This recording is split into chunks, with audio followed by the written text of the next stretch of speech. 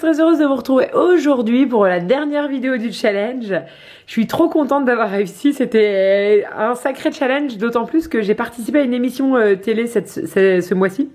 Donc c'était un peu dingo de faire tout ça, mais je suis très contente d'avoir réussi, je suis très contente, merci pour votre présence, vos commentaires, vos vues, les abonnés, c'est canon, je suis hyper contente et j'ai envie de faire plein de choses et donc vous verrez que je vais répondre en tout cas à toutes vos questions suite à ma vidéo, j'ai besoin de vous et voilà, donc restez connectés. Et donc cette vidéo, c'est une vidéo sur mes eaux indispensables, donc j'en ai 12, je crois que c'est ça, 1, 2, 3, 4, 5, 6, 7, 8, 9, 10, 11, 12, c'est ça. Donc 12 tops que je trouve les plus indispensables de mon placard.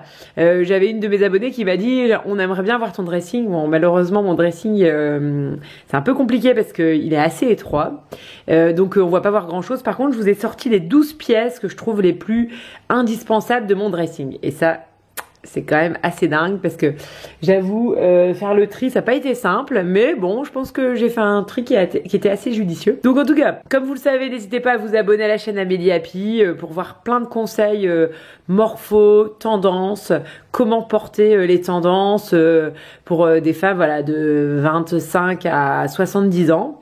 Je vais essayer vraiment de faire des looks de plus en plus féminins et un peu transgénérationnels. Je vais peut-être arrêter un petit peu les shorts en jean parce que c'est très beau, mais c'est vrai que c'est pas tout à fait le genre de look qu'on peut porter au quotidien pour aller bosser notamment. Donc bon, peut-être que j'en ferai un peu en juillet, mais en tout cas je vais essayer d'en faire moins que l'été dernier parce que je sais pas si vous avez vu, mais l'été dernier j'étais beaucoup jambes nues. Et aussi bien sûr vous retrouverez tout plein de conseils, colorimétrie, morpho, comment constituer des looks, comment je les constitue, comment je fais mon shopping, voilà, plein de choses.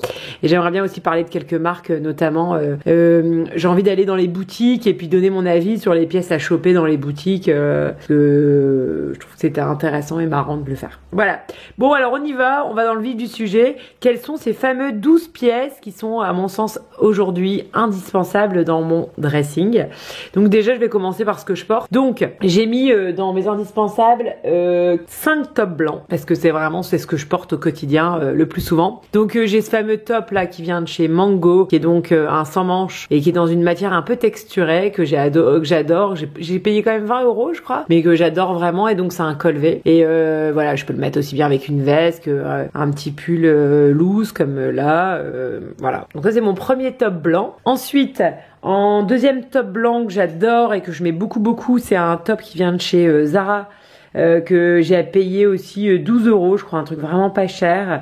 Le col est très profond et il est magnifique, je conseille. Ensuite, j'ai mis une petite chemise col montant dentelle. Je trouve que c'est vraiment très tendance et c'est canon. Donc là, donc c'est un Claudie Pierlot que j'ai acheté en solde, mais à mon avis toutes les marques vont en faire, et puis notamment la manche qui est très jolie, très travaillée, avec de la broderie anglaise. Ensuite, un top manche longue hyper classique aussi, mais que je trouve très pratique, voilà, pour un côté un peu chic et habillé, qui vient de chez Zara. Et enfin un top dentelle. Alors j'en ai plusieurs, mais celui-ci je l'aime beaucoup parce qu'en fait il est travaillé devant, et donc quand on a une veste, et ça se voit un petit peu qu'il y a de la dentelle, et donc c'est toujours sympa et plus féminin. Voilà. Après, dans mes tops, j'ai mis une chemise en jean. Alors pour info, j'en ai deux, hein. Je tourne avec deux. Bon, celle-ci elle est malheureusement pas repassée, mais bon, vous avez de la chance, elle est quand même propre. Donc ça c'est une qui vient de chez Pull&Bear et que j'aime beaucoup. Donc j'en ai une qui est bleu un peu délavé comme ça, et une bleue un peu plus brute, mais toujours dans des matières un peu fines, que je trouve donc plus jolies et moins masculines. Après je voulais vous mettre quand même ce chemisier que j'adore en soie de chez Massimo Dutti. Je trouve que voilà, y a rien à faire.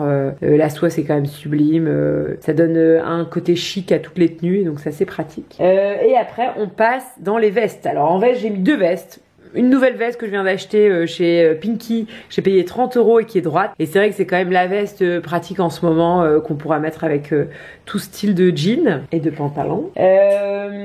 Une veste qui vient de chez H&M que j'ai payé je crois 35 €, peut-être 40, qui est plutôt cintrée, épaisse mais très souple, donc très agréable à porter. Et enfin en veste, forcément je voulais vous parler de la veste en jean parce que je trouve que c'est quand même une pièce indispensable à avoir noir pour tout plein de looks, notamment pour mettre sur des robes et des choses comme ça. Et enfin, en pull, j'ai gardé 3 pulls. Donc, mon fameux pull rose, donc ça c'est vraiment ma couleur qui me va super bien en grosse maille, et ça je suis vraiment très contente, je l'ai beaucoup porté, il est hyper chaud, hyper agréable, et ça notamment je peux le porter avec la chemise en jean en dessous, ou alors la chemise qui est un peu col montant avec de la broderie anglaise en haut. Et enfin un sweat que je viens d'acheter aussi mais que je trouve super génial, donc c'est encore du rose parce que ça c'est ma couleur, et avec un petit message, et donc très sympa, notamment porté avec la veste noire au dessus, ou la veste en jean par exemple,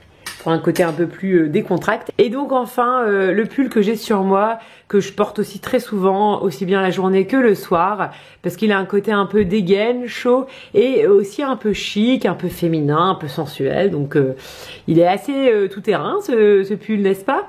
Et il va très bien avec le look que je porte aujourd'hui. Donc voilà. Bah écoutez, en tout cas voilà pour ce qui est à mon sens les tops, les pulls et les vestes vraiment indispensables à avoir dans son dressing.